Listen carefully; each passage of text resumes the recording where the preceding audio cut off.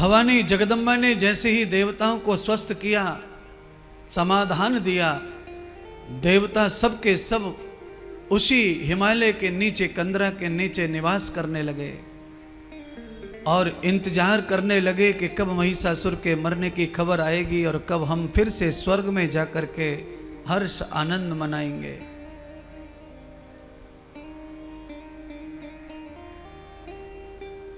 वैसे तो आज भी पहाड़ों में ही जाते हैं लोग, हर्ष मनाने, आनंद मनाने, घूमने फिरने।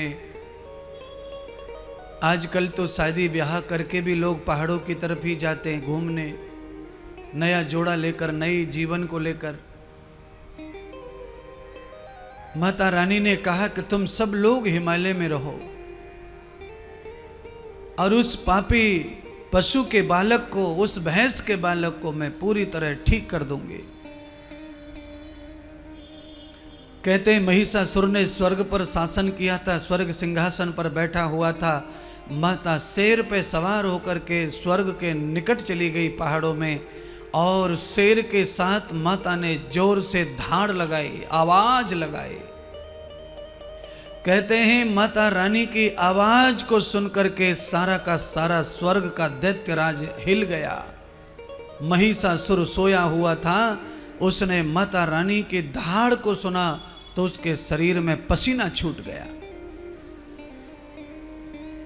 आप जानते होंगे कि मिलिट्री में जो लोग भर्ती होते हैं उनको पता रहता है, ट्रेनिंग में एक ट्रेनिंग का हिस्सा होता है चीखना, चिल्लाना। मिलजुल करके सभी पूरा का पूरा ग्रुप एक साथ चिल्लाता है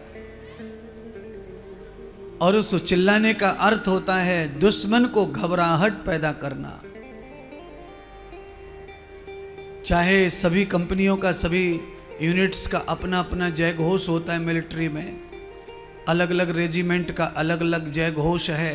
उस जय घोष को इतनी जोर से चीखते हैं, हल्ला बोल करके के सामने वाला दुश्मन को लगता है 100 नहीं 1000 लोग हैं ये। तो उस हिसाब से माता रानी ने युद्ध की प्रणाली को अपनाया और पहले जोर से चिल्ला कर, चीख कर शेर के साथ आवाज दी। उस आवाज को सुनकर महिषासुर घबराया और तत्काल अर्धरात्रि में ही जाग गया।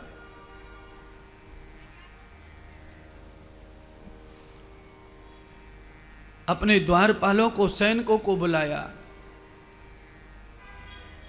घबराया हुआ महिषासुर अपने शंभु और निशुंभ नाम के जो सेनापति थे उनसे कहा, जाओ और मैंने जो ध्वनि सुनी है सोते सोते, उस ध्वनि का पता लगा के आओ। ऐसी ध्वनि आकाश में, पृथ्वी और पाताल सर्वत्र में गया, पर ऐसी ध्वनि आज तक मैंने नहीं सुनी।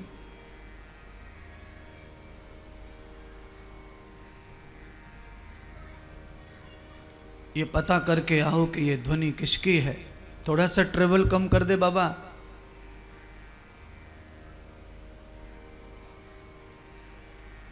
आखिरी दिन है, हम सोच रहे थे कि धन्यवाद लेके जाएगा, आज उतनी तकलीफ ज्यादा दे रहा, क्या मालूम।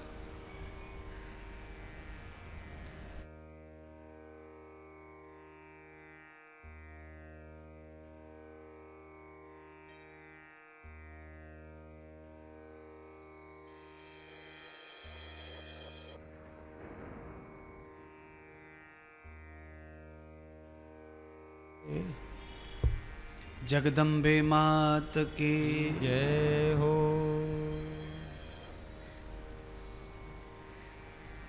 शंभु और निशंभु दोनों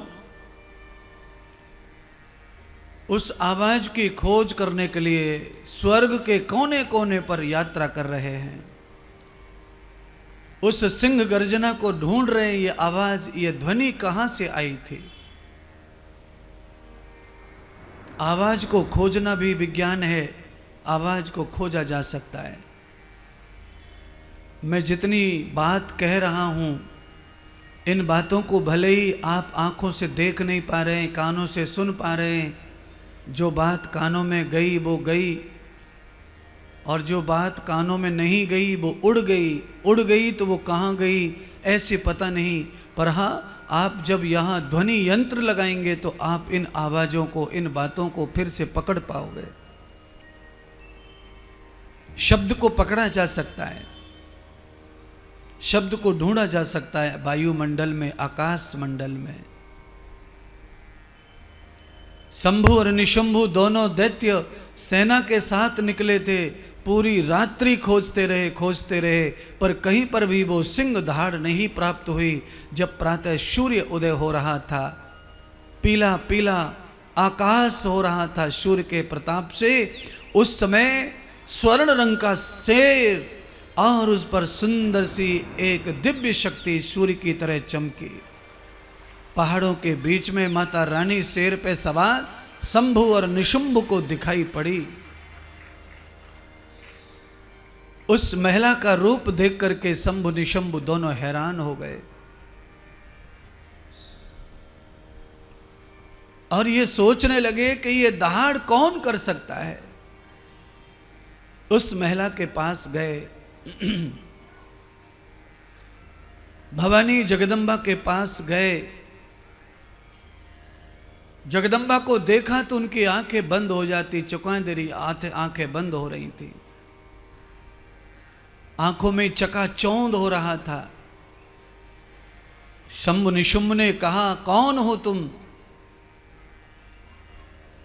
राजा महिषासुर के राज्य में आई हो और वो भी शेर पे सवार होकर। आज तक पहले कभी तुम्हें नहीं देखा, तुम कौन हो? अरे सुंदरी, तुम्हारा स्वरूप अति सुंदर है।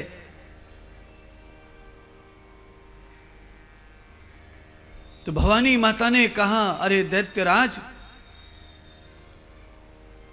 जिस राजा को तुम महान बता रहे हो, उस राजा ने देवताओं को, मानवों को, दैत्यों को, सबको बंदी बनाया हुआ है। तुम्हारा राजा महिषासुर महान नहीं है।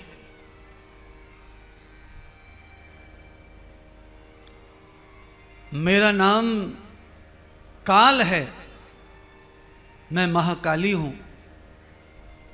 मेरा नाम दुर्गा है और मैं ऐसे आताताइयों के जीवन को नष्ट करने के लिए जन्म लेती हूं, प्रकट होती हूं।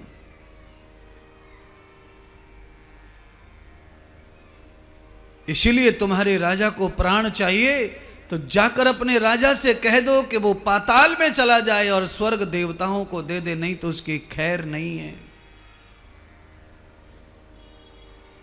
और जिस धाड़ को, जिस आवाज को सुन के तुम घबराए घूम रहे हो, सब तुम्हारे राजा की नींद हराम हो गई है।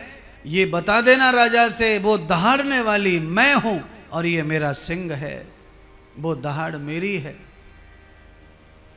शंभु निशुंभ ने माता रानी का स्वरूप देखा तो बड़ा मोहित करने वाला था, पर माता रानी के तेवर देखे तो शंभु निशुंभ ने कहा कि तुम्हारे रूप रंग के हिसाब से ये तेवर अच्छे नहीं लगते, तुम्हें मधुभाषणी होना चाहिए, मधुर बोलने वाली।